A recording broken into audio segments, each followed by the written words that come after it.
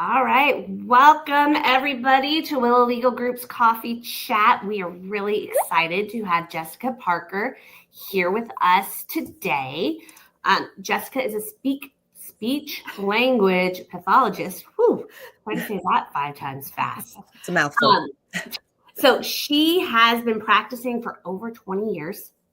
Jessica has worked in a variety of settings, including hospitals, rehabilitation facilities, nursing homes, outpatient clinics, and most recently has started her own business and has a private practice helping adults with speech, pathologies and speaking. So the common in helping adults experience a change in their communication or cognitive skills due to brain-related a diagnosis, such as stroke or brain injury, dementia, Parkinson's disease. And Jessica is really skilled in helping those adults navigate life after such a major change.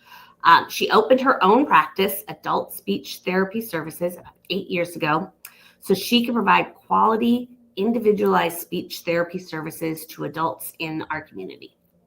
Jessica is really excited to have recently launched a new product. It's a Caregiver Coaching video series, which is designed to educate and empower family members, friends, and medical professionals who work closely with this population to support the communication skills. So welcome, Jessica. We're excited to have you.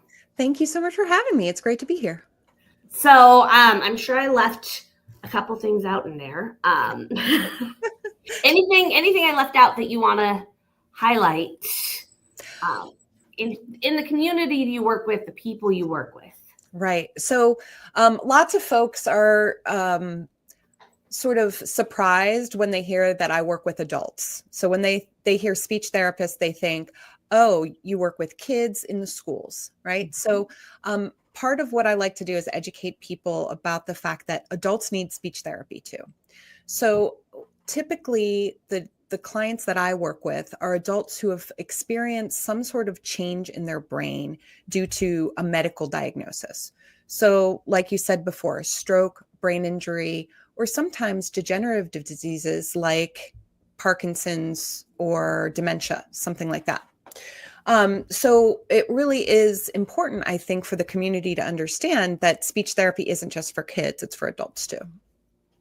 Yeah. So tell us a little bit about,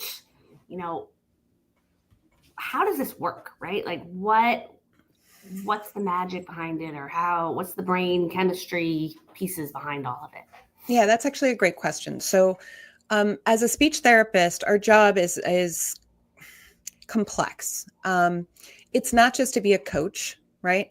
It's actually to understand the brain science so that we can support brain healing over time.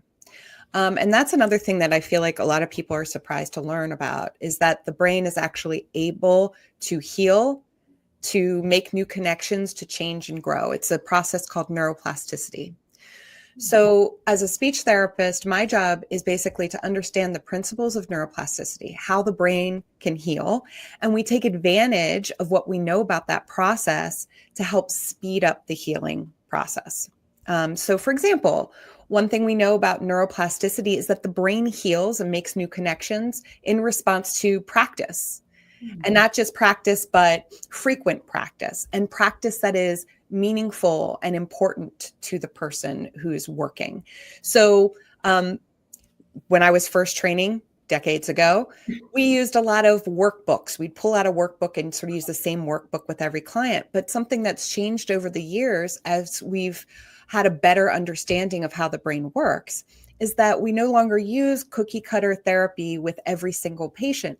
We find out what each client is interested in, what is meaningful and important to them, and we work that into our treatment. Because it turns out your brain responds better when you're learning about or listening to or reading about things that are interesting to you. I mean, it makes sense. It's common sense, but it really helps us to make therapy more interesting and fun for each client, but also makes it more salient, more powerful. So that's a big part of my job, is to teach people how to exercise their brain to speed up the healing process. Wow. That's really fascinating. Like, I didn't even think about all of that. Yes. I kind of nerd out on the brain science. I get really excited when we talk about things like this because it's so important for people to understand that even if they've had some kind of medical change and there's something has happened to their brain and they're not able to function as well as they were before, there is hope. There is a way for their brain to heal and recover, especially if you're working with the right professionals who understand that process. Yeah. So tell us some more about the video series that you're just launched, and who's it good for? How does it get used? All the So another important piece of my treatment time with my clients is not only to train the client themselves about how to exercise their brain, but also to educate their family members and caregivers, their support system. As you can imagine, folks tend to do better when they have support at home. It makes sense. They're learning a lot in therapy. There's a lot of take-home information, if you will, home practice that needs to happen. And just like anybody, it's really helpful to have somebody in your corner, somebody reminding you how to engage in that practice, and just being there to support and encourage. Okay. So that works well when that family member is able to attend our treatment sessions and learn alongside the person who needs therapy. But there are many cases where the family members live in another state, or we're talking about maybe the medical professionals that work with someone that needs speech therapy. They need to learn too. It's really a community of people that can support someone. And in this case, with these videos, the first videos that I've come up with are specifically for people with aphasia. So aphasia, you might have heard this in the news with, there are several kind of famous figures that have aphasia now, have been recently diagnosed. So that's popping up. So aphasia is when you have trouble finding the words that you want to use in language. So there's lots of, oh, what's the word? Oh, I can't think of it. And it really interferes with communication. But aphasia can also impact how well we listen and understand language, and also reading and writing skills. So the first video series is dedicated to people with aphasia. And the idea is that it's aimed to train anyone who knows or works with someone with aphasia to support communication. So I get that a lot. I know somebody with aphasia, but I don't know how to help. And so these videos are for those folks that want to learn, but aren't able to attend treatment with the person. Yeah. So it sounds like it would be a great thing for a lot of the in-home care provider groups that are out there, right? There are probably 500 of them in the DMV area to get all of their nurses, right, or aides trained, because I think it would be helpful even if you don't have a diagnosis of aphasia. But just, I think as we get older, and correct me if I'm wrong, because you know the brain science here, right? Yeah. That we do forget things and words, and sometimes I joke that mine is I've only got so much space in my brain, and sorry that has been overwritten by something more important. Yes. My husband goes, how could that be more important? Well, my brain decided it was more important. It's true. Yeah. Yeah. You're right. Having difficulty with word finding is a normal part of aging. So there are many folks that are getting up there in years that have just general trouble with word finding without having experienced a stroke or a brain injury. And I'm really glad you brought up those, skilled nursing assistants, caregivers, because a lot of them are working with people with dementia. And it's very common that people with dementia have difficulty with word finding. For example, Bruce Willis was diagnosed with primary progressive aphasia, which is actually a form of dementia. But it affects language before other functions of the brain. So these tools really could be beneficial to many, many people in the community. And that's why I'm so appreciative that you're helping me get the word out about it. Yeah.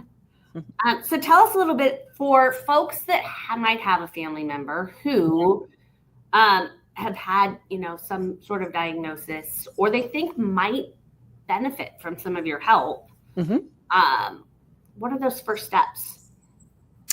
Sure. I mean, I think that the first steps are to become educated, seek out resources in your community. That I have actually a page on my website with a list of resources. It's www.adultspeechtherapyservices.com. But We'll put it in the notes. perfect. Thank you. Yeah. So there's a resources page in there that has really community resources. Because people with aphasia need support on many different levels, whether it's getting a ride somewhere. Lots of these folks don't drive, or if it's just finding support groups in your community, because it's not just the person with aphasia that needs support, it's their family members and caregivers too. So there's lots of really knowledgeable folks in the area that support not only older population, but also anyone that has a communication disorder as well. And then if you're interested in working with a speech therapist, I think it's important to find one that is experienced working with adults. So like I said, I think there's a big difference between working with the pediatric population and working with the adult population. And I get that a lot, that there are they say, I found a bunch of speech therapists, but they all work with kids. So if you can find someone with adult neuro experience, that can be very beneficial, because there's so much to know about the adult population that's so different than kids. Yeah, even the techniques. Yeah. Oh, yeah. It's really different. Yes. And I mean, there are certainly speech therapists out there that have experience working with both pediatric and adult population. In my practice, I just feel that it's important to focus on adults because there's just so much to know.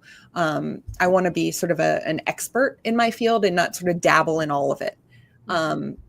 That's just how I look at it. But yeah, I really encourage folks to find the support of people that are knowledgeable about their specific need. It's just like going to a doctor. If you have a skin condition, you're going to find a dermatologist. You're probably not just going to be satisfied with your general, care provider. It's the same in the speech therapy world. Everybody has their specialty areas. Yeah, we always preach the word of find a specialist. Yeah. Don't just go, your neighbor's a lawyer and yeah, they could do your will, but we've seen a lot of those that were not very good. So always find a specialist. Exactly. Yep. So for this kind of treatment, is this an in-person thing, or can this be done virtually to where you could see somebody in another state? Great question. So with aphasia specifically, and with actually many of the other diagnoses that I treat in adults, we have research that supports working via telehealth over the computer. So, I offer both in-office and also telehealth experience or appointments. The tricky thing is, though, that there is a licensing issue. So right now, the rules are that a speech therapist has to be licensed in the state where the client or patient is located. Okay. So, for example, I can treat folks in Maryland and Virginia because that's where I'm licensed via telehealth, but technically I couldn't treat somebody who's living in California because I'm not licensed in that state. Eventually these things may change as the world sort of catches up with the, all of the technology that we have now. But yeah, that's how things stand for now. But I think it's good for people to know that speech therapy can be delivered via telehealth. So if you don't live near a speech therapist, you can still access the care that you need. And ever since COVID, Medicare is covering telehealth speech therapy services, which is huge. Yeah. And we hope that continues. It's always kind of up for debate again when the budget is considered in Congress. But for now, Medicare is covering speech therapy via telehealth. Very good. Wonderful. I'm learning a lot today. Lots to know. Yeah. So a couple of questions that we ask everyone is what inspired you to go into this field and to work with adults specifically? Yeah. So where to begin? So I guess back when I was in high school, which seems like a lifetime ago. I actually, a close family friend had a stroke and she went from being this very powerful woman in the community, a leader in the community, to literally not being able to say words at all. And that had a really profound impact on me. I thought about how amazing it would be to know how to help her. I wanted to be able to help her.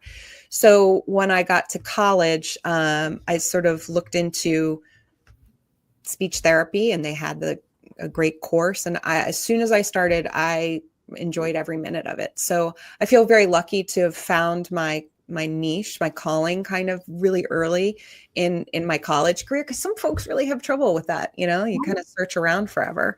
And so I'm so lucky to be doing exactly what I wanted to be doing when I first started on this career path.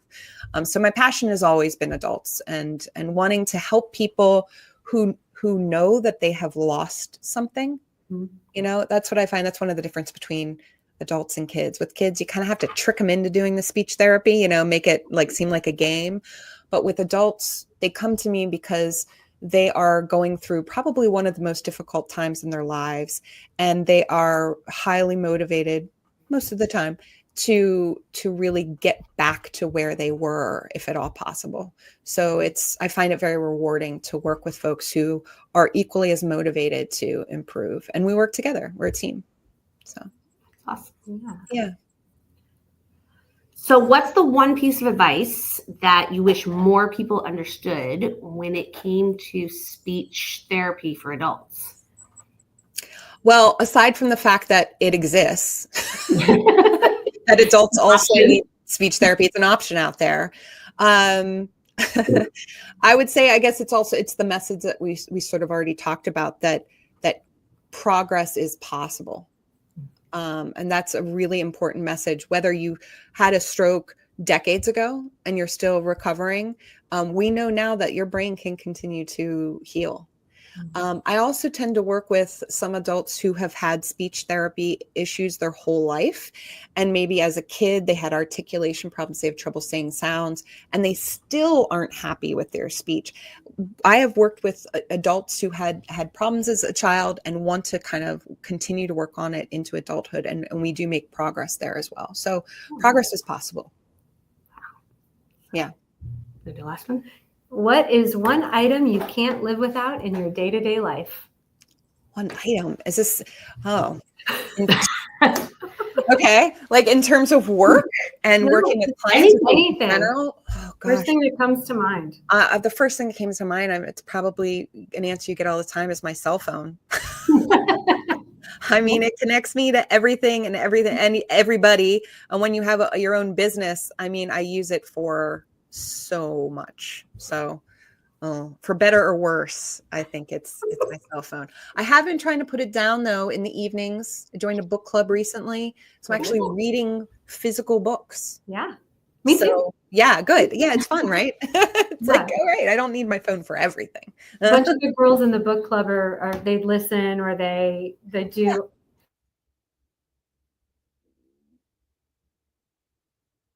Yeah. At it on your phone, but I like the physical books myself. Yeah, me too. There's something about it.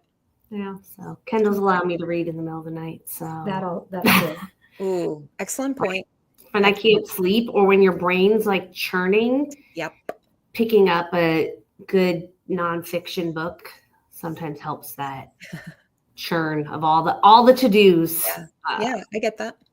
Yeah. So yeah. So, all right. Well, this has been great, Jessica. Yes. Thank you for joining us. Absolutely. And we will drop the link to Jessica's course and how you can contact her in the comments when this goes live. So, great. Yeah. Well, thank you again for having me. It's been a pleasure. Yeah, it's been wonderful.